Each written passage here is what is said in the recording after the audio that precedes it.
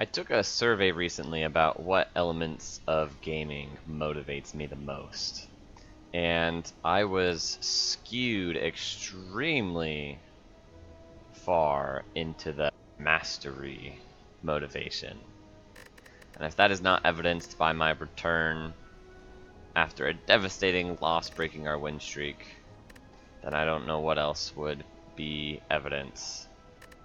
We are gonna try and hunt down this lengthy win streak. We died to the Gremlin leader halfway through Act 2 with some decent relics and some weird card picks.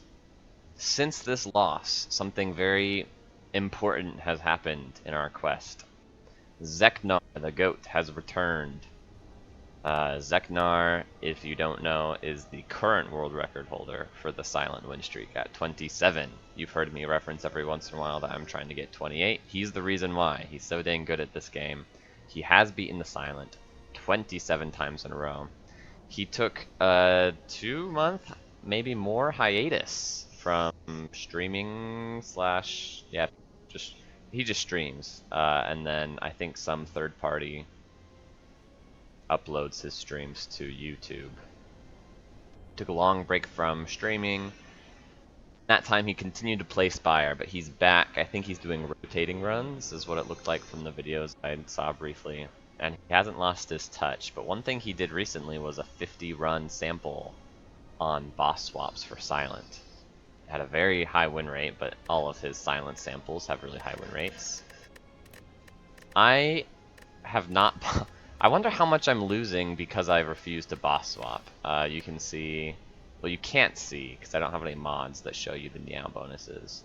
Well, you can see right here. You can see if I boss swap right here. So, when was the last time I boss swapped? It's been 1, 2, 3, 4, 5, 6, 8, 9, 10, 11, 12, 13, 14, 15, 16, 17, 18, 19, 20, 21, 22, 23, 24, 25, 26, 27, 28. Oh, 37. This was not a boss swap. We did take the Ring of the Serpent. 38, 39, 40, 41, 42, 43, 44.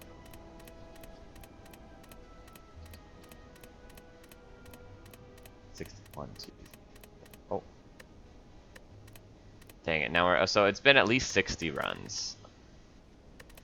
Without a boss swap.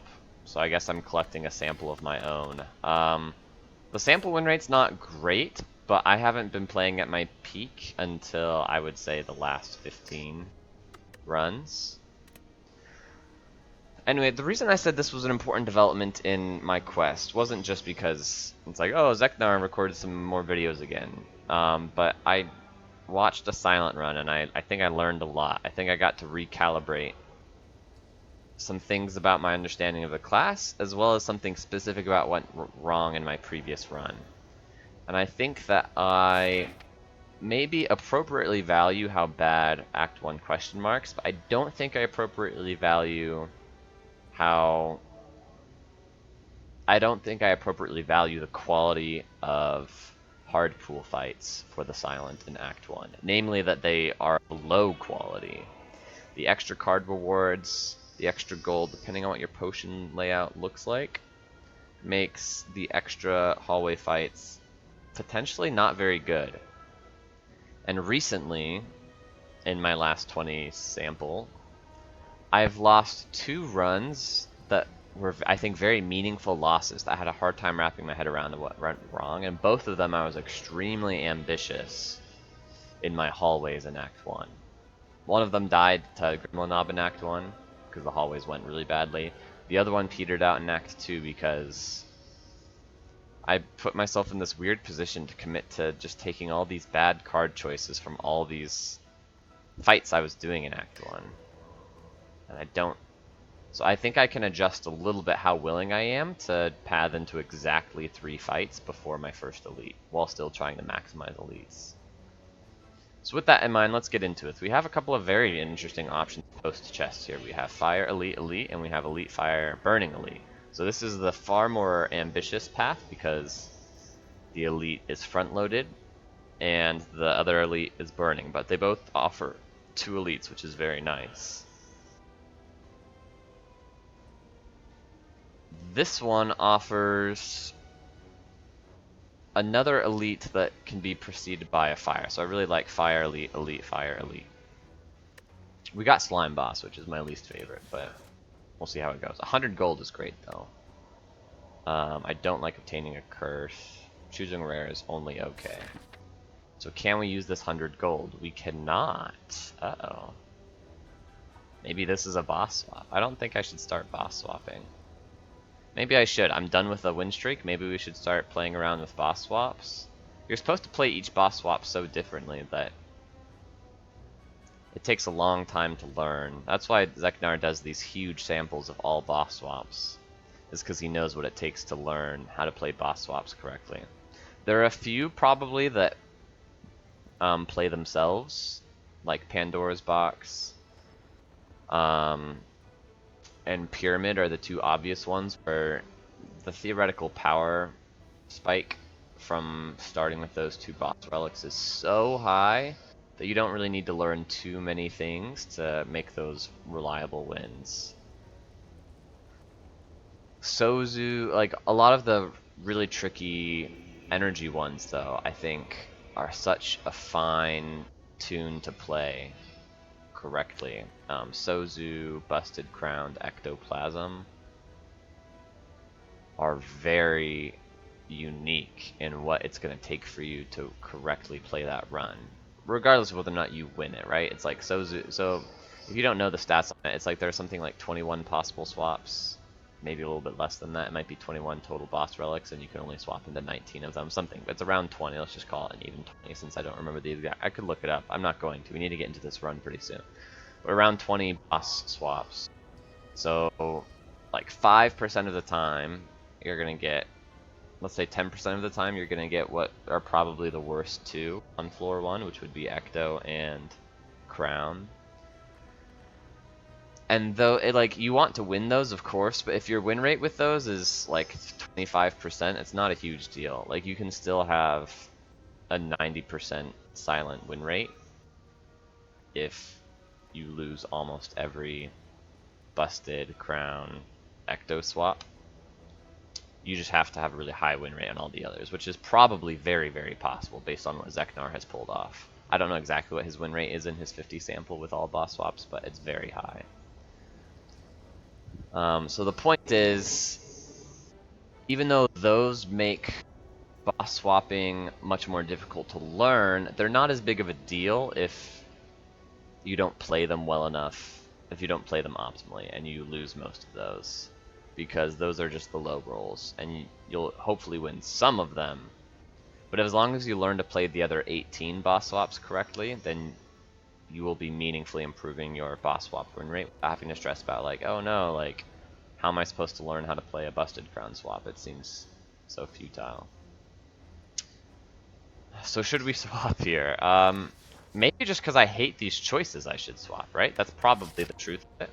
I would love to get a 3 elite act, and it seems like the only reasonable way to do that is to boss swap, because upgrading a card doesn't get me there, and obtaining 100 gold likely doesn't get me there. My favorite path is probably, so I'm gonna try this. Maybe this is what my well, I am gonna boss swap. I was gonna say maybe my new sample size should be to fixate on going for not too many fights, just like fundamentally change this one assumption I've had for my last several runs that have been going very well, but then just change up this one thing to see if maybe we can elevate ourselves from a 70% win rate, whatever we're at right now, to actually an 80 or 90% win rate.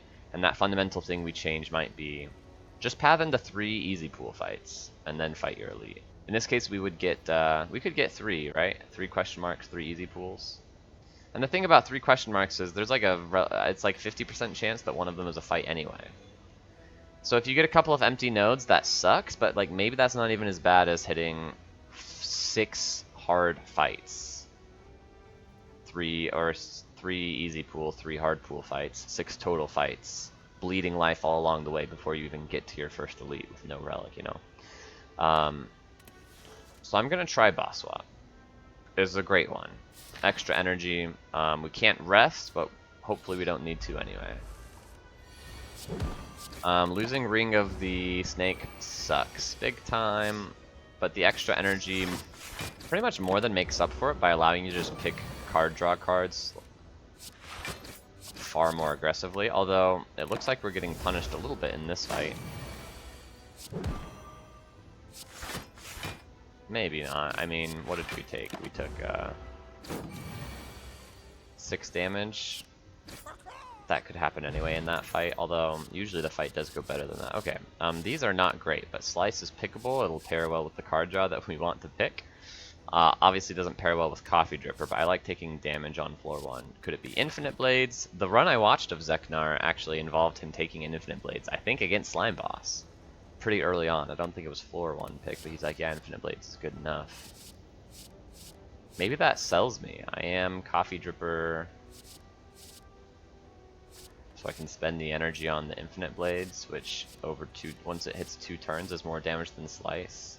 But it's still 1 energy, right? It's like, how much damage does it have to be for me to be happy that I spent it? Well, not the right way to look at it either, because I'm floating the energy when I play Slice. If I'm floating energy when I play Slice because of Coffee Dripper, then the fact that it was 0 cost, it doesn't make it more value. And the fact that it deals less damage than Infinite Blades over 2 turns actually really does make it less value, because it's just literally less damage, it's literally less output, and the 0 cost didn't help me at all, assuming I float energy on the turn I play it.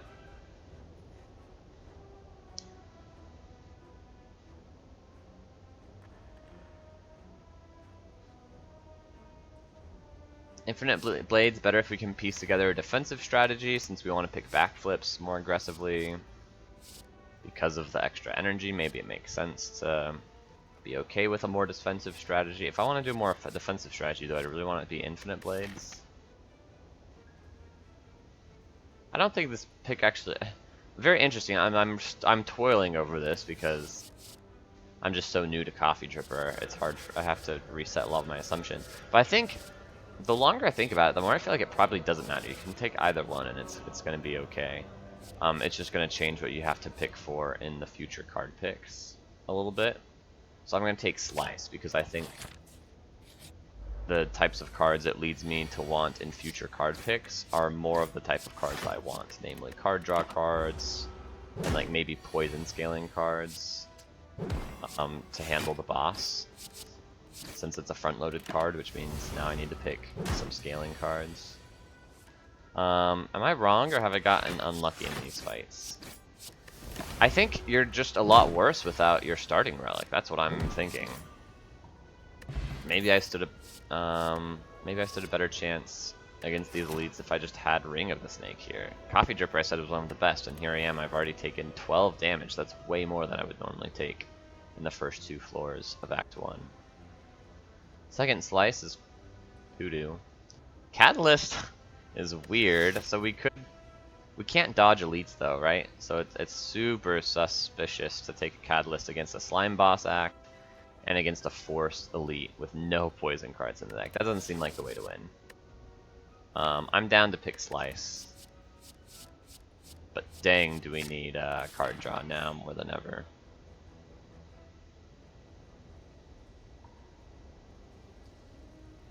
We can't heal this back up, so it's definitely scary to remove a card for 7 life, but I think I'm going to do it. Removing a card is quite good. Let's get rid of a strike since we've taken 2 slices. Nice, this is great. I think I take the heal.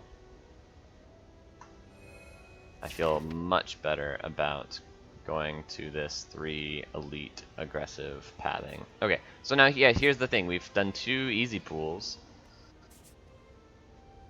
It's like maybe okay, this is what we're supposed to fight 2 fights here, but not because question marks are so much worse than hard pools. Hard pools actually kind of suck, of course, but it's because we don't have any potions yet, which means our potion chance is up to 60%, so we want to get some potions before this elite fight, and we're more likely to benefit from the potions, I think. These all get played. This Knucklehead is attacking for 8. Full block. Finally, it looks like we'll probably not take damage. Don't speak too soon. Oh yeah, it's not over. But yeah, I mean, our deck is pretty bad if we're floating energy, and all we've done is add 6 damage cards to our deck. Well, there's a potion we're talking about. Take Leg Sweep. It's pretty dang good with Coffee Dripper. We could take Endless Agony. It's more 0 energy stuff. This time it's 8 damage, which is a little more than Slice, but it doesn't stay in the deck, which can be a good thing, can be a bad thing. It's 2 card plays, which can be a good thing, can be a bad thing. Mostly a good thing for a while until Time Eater, because we can get like relic synergies with Endless Agony. However, I think Leg Sweep might be in order. It's how are we gonna beat Lagavulin though? Oh, I mean, but Endless Agony isn't gonna really do it. Man, if we had taken that Infinite Blades, accuracy would be an out here, but we didn't, so it's not. Leg Sweep isn't really very good against Gremlin Knob, but I guess it helps against Lagavulin, except again, of course, for the fact that like we don't even have enough damage to beat Lagavulin. I'm gonna take Leg Sweep, and then I think we're gonna have to pray that we don't run into Lagavulin. We're gonna upgrade Slice. We just need the damage. I think the other elites are fine. We'll look for one more potion, one more card reward. This is a hard fight, but I really don't care. Yeah, we float 2 energy here. Oh my gosh, I really miss Ring of the Snake here, and we take 17 damage. This is a terrible potion, by the way, based on how we've perhaps very foolishly built our deck. Okay, we'll just maximum block. I think if we take this fight slow, we should be okay. We have the Leg Sweep in the deck, so we take 3 more damage here. But now we get the kill on this guy, and this guy should be weak for the rest of the fight, which means we should be able to block out every turn. We'll see though. I mean, we just drew 4 defensive cards there, so now we're in a bit of a pickle, and we still have this Slimed in the deck. We drew well though. We got 2 defends there, kind of lucky. And here he's choosing not to attack for as much as he could be, which means we get to block out again. Let's see if the reshuffle goes as well as it did the previous shuffle. Pretty good. He's almost dead. So now we should just be there, because we either kill or block. In this case, we were able to have done both. Swift Potion's really good. That might help for sure. 3rd Slice? You gotta be joking. Where are my damage cards?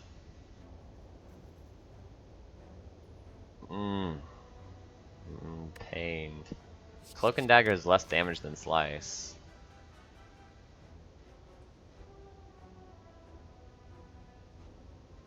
So, what is this?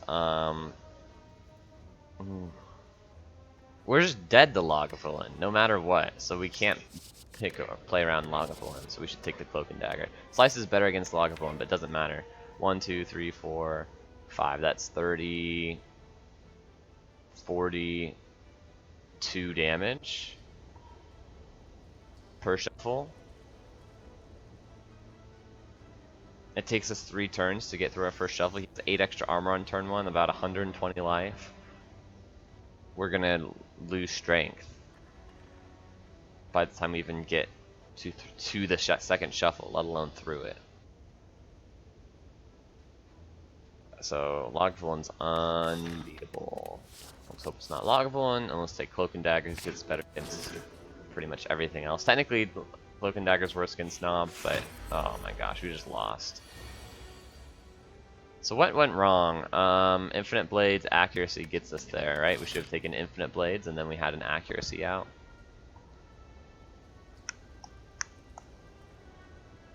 The boss swap and the card rewards kind of didn't do us any favors. I mean, we can play it out, but I'm pretty sure I already know how this ends. We just don't have enough damage in the deck.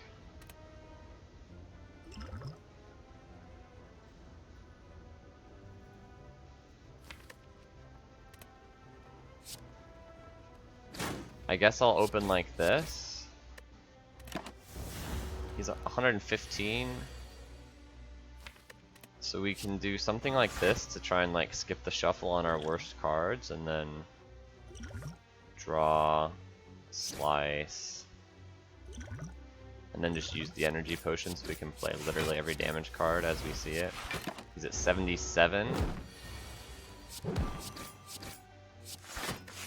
62. Yeah, we can't get there. The debuffs are just debilitating. We only got him to 53. We know a full shuffle without the debuff on us is only like 40. But with -2 strength, it's like maybe 22. Yeah, this last debuff. If we got a bunch of damage cards here, would it be possible? Imagine if we just drew strike, strike, strike, slice, slice. That'd be 12, 19. So we would be 9 off, and then 2 damage from strikes and slices after that might get us there. But since we drew no damage cards on that turn, it's now, I think, impossible.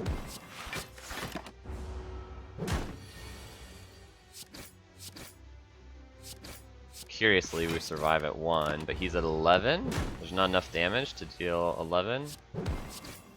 Once again, imagine if we dealt, we drew 5 cards. If they all dealt 2 damage there, then we can bring him down to 1, and then technically the upgrade slice could have gotten there. So actually I think with better draw order this fight was possible.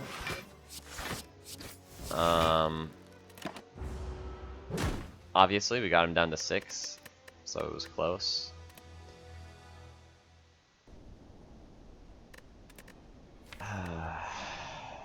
Well, I hate boss swapping, I'll tell you that.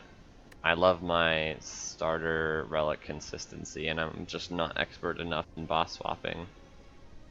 But this feels like a rough seed anyway.